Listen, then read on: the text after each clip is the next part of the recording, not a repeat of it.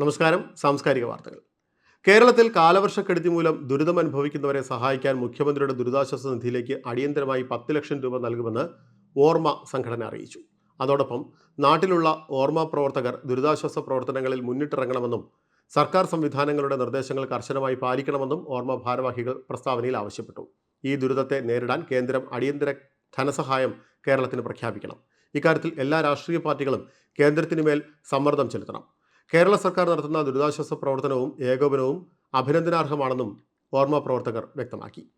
സ്വജീവൻ പോലും പണയം വെച്ച് രക്ഷാപ്രവർത്തനത്തിൽ ഏർപ്പെട്ടിരിക്കുന്ന സൈനികരടക്കമുള്ള രക്ഷാപ്രവർത്തകരെ അഭിവാദ്യം ചെയ്യുന്നതായും ഓർമ്മ സംഘടനാ ഭാരവാഹികൾ വ്യക്തമാക്കി.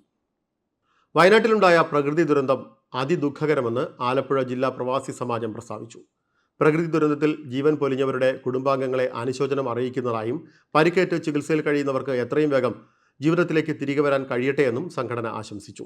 പ്രവാസി സമൂഹം കൈകോർത്തുകൊണ്ട് വയനാട്ടിലേക്ക് കാര്യക്ഷമമായ സഹായങ്ങൾ എത്തിക്കാൻ ശ്രമിക്കുമെന്ന് president Rahees Karthikappally, general secretary Ansad Basheer Charummood, treasurer Sivasankar, chief coordinator Sabu Aliyar, Padmaraj, Irshad, Ranjuraj എന്നിവർ അഭിപ്രായപ്പെട്ടു.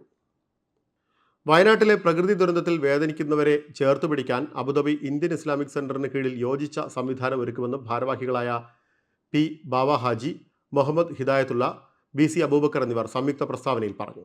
ഹൃദയഭേദകമായ പ്രകൃതി ദുരന്ത വാർത്തയാണ് വയനാട്ടിലെ മേപ്പാടിയിൽ നിന്നും കേട്ടത്. ഭീകരമായ മലവെള്ളപ്പാച്ചിലിൽ ചൂരൽമല, മുണ്ടക്കൈ ഭാഗങ്ങൾ ഒന്നാകെ ഭൂമി വിഴുങ്ങിയ അവസ്ഥയാണ്.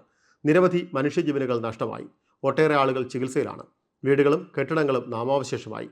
പൊതുസമൂഹം എല്ലാം മറന്ന് ഒന്നിച്ചു നിൽക്കേണ്ട സമയമാണിതെന്നും വയനാട്ടിൽ മാത്രമല്ല മഴക്കെടുതി മൂലം നിരവധി കുടുംബങ്ങൾ മാറി താമസിക്കാനും മറ്റും നെട്ടോട്ടമോടുകയാണ്.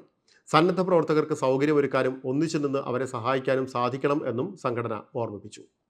ഇതോടെ സാംസ്കാരിക വാർത്തകൾ സമാപിക്കുന്നു. നമസ്കാരം.